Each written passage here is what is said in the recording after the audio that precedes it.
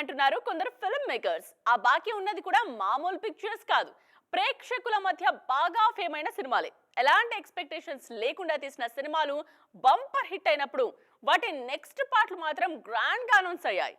Next screen మీద costumes డ్రామాలుగా convince చేయడానికి సిద్ధమవుతున్నాయి. Kantara cinema చూసినప్పుడు అంత పెద్ద హిట్ అవుతుందని ఎవ్వరూ అనుకోలేదు. పెట్టిన పెట్టుబడికి వచ్చిన కలెక్షన్స్ కి భూమికి ఆకాశానికి ఉన్నంత తేడా ఉంది. అందుకే డివైన్ బ్లాక్ బస్టర్ సినిమా అంటూ అంతా మెచ్చుకున్నారు. ఆల్రెడీ ప్రేక్షకుల్లో ఉన్న అంచనాలకు ఆవగింజంత కూడా తగ్గకుండా ప్రీక్వెల్ చేస్తున్నారు మేకర్స్. కాస్ట్యూమ్ డ్రామాగా మెప్పించడానికి సర్వయత్నాలు చేస్తున్నారు director cum hero Rishab Shetty. Veerasekharan Senapathi కథను ఇండియన్ 3లో చూపిస్తానని అన్నారు శంకర్. ఈ సినిమా 2025లో స్క్రీన్ మీదకు రావడం పక్కా. సేనాపతి తల్లిదండ్రుల కథగా ఈ సినిమా తెరకెక్కుతుందన్న మాట వైరల్ అవుతోంది. తొలి స్వతంత్ర పోరాట సమరంలో పాల్గొన్న వ్యక్తిగా వీరశేఖరన్ సేనాపతిని ప్రొజెక్ట్ చేస్తారు శంకర్. ఈ సినిమా కూడా కాస్ట్యూమ్ డ్రామానే. ఈ మధ్య కాలంలో కథాకథనాలతో ప్రేక్షకులను కట్టిపడేసి సడన్ హిట్ గా పేరు తెచ్చుకున్న సినిమా బింబిసారా. ఎప్పుడూ ఏదో ఒక ప్రయోగం చేసే కళ్యాణ్ రామ్ కి కెరీర్ లో మరింత ఊపు తెచ్చింది మూవీ. బింబిసారా సక్సెస్ చూసి కెప్టెన్ వశిష్ఠకు విశ్వంభర ఆఫర్ ఇచ్చారంటేనే బింబిసారా స్టామినా ఏంటో అర్థమవుతోంది.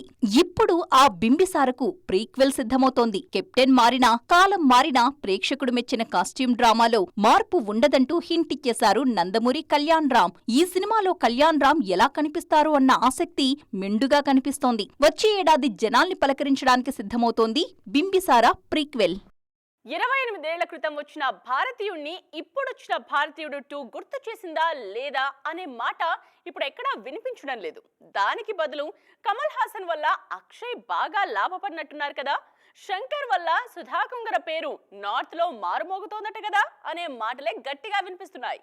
ఎందుకీ కమల్, అక్షయ్, శంకర్, సుధాకుంగర కంపారిజన్ ఇప్పుడు ఎందుకు వచ్చినట్టు? భారతీయుడు సినిమా ఎలా ఉంది, అంచనాలను చేరుకుందా లేదా అనే మాటలు ఇప్పుడు వినిపించడం లేదు. మార్నింగ్ షో పడకముందు నుంచే ఓవర్సీస్ నుంచొచ్చిన రివ్యూలు మిశ్రమంగా వినిపించాయి.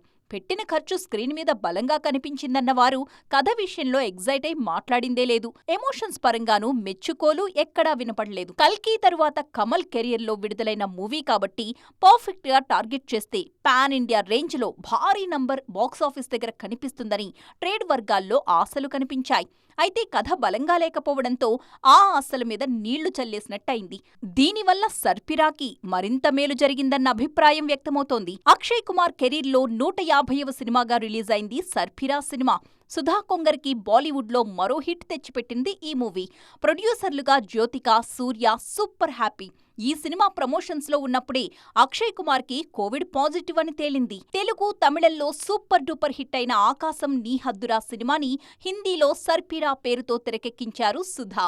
సౌత్ లో కమల్ సినిమా రిలీజ్ అయిన నార్త్ లో బేఫికర్ గా సర్పిరాని విడుదల చేశారు.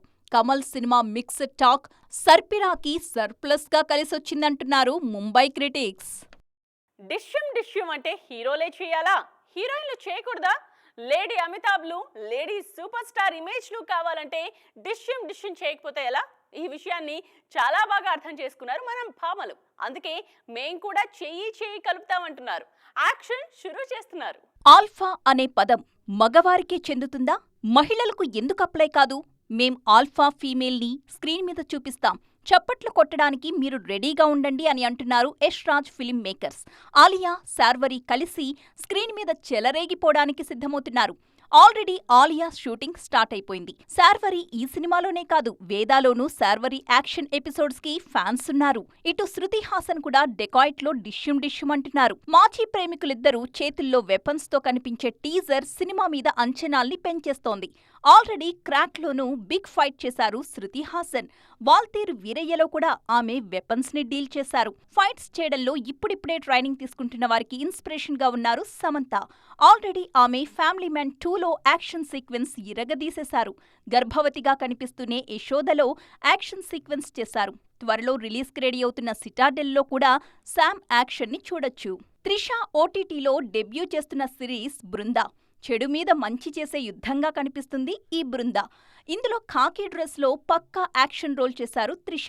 ఇంతకుముందు కొన్ని సినిమాల్లో యాక్షన్ సీక్వెన్స్ చేసినప్పటికీ ఈ సిరీస్ మాత్రం తనకు చాలా స్పెషల్ అని అంటున్నారు ఈ చెన్నై సుందరి. ఊర్వశి రౌతేల స్పెషల్ సాంగ్లకు మేం ఫిదా అయిపోతున్నామని సౌత్ ఆడియన్స్ అంటుంటే దక్షిణాది ఫుడ్ కి నేను ఎప్పుడో ఫిదా అయిపోయాను అని అంటున్నారా ఆమె. ఇంతకీ ఆమెకు అంతగా నచ్చిన సౌత్ ఇండియన్ డిషెస్ ఏంటి చూసేద్దాం పదండి. నార్త్ నుంచి సౌత్ కొస్తున్న హీరోయిన్లకు ఎంత క్రేజ్ ఉంటుందో స్పెషల్ సాంగ్లు చేస్తున్న ఊర్వశి రౌతేలాకి కూడా అంతే చరిష్మా ఉంది. ఎంత స్టార్ హీరోయిన్ అయినా వారికి తగ్గట్లు కాలు కదిపే ఆమె డాన్సింగ్ స్కిల్స్ కి ఫుల్ మార్కులు వేసేస్తున్నారు మనవారు. పక్కా ప్రొఫెషనల్ గా ఉండడం కూడా ఆమెకు బాగా కలిసొస్తున్న విషయం. మెగాస్టార్ తో కాలు కదిపినా ఇప్పుడు నందమూరి బాలకృష్ణ సినిమాలో స్పెషల్ గా యాక్ట్ చేస్తున్నా ఆమెకు కలిసొస్తున్న విషయం అదే.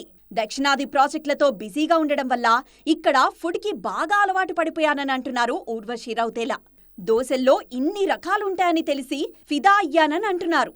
ఇడ్లీ పొడి, దోసకారం ఉంటే రోజు గడిపేయచ్చనిపిస్తోందని చెబుతున్నారు. తాను బేసిక్గా కార్బ్స్ అవాయిడ్ చేస్తానని, అలాంటిది ప్రతి మీల్లోనూ కనీసం 2-3 స్పూన్ల బిర్యానీ అయినా టేస్ట్ చేస్తున్నానన్నారు ఊర్వశి రౌతేలా.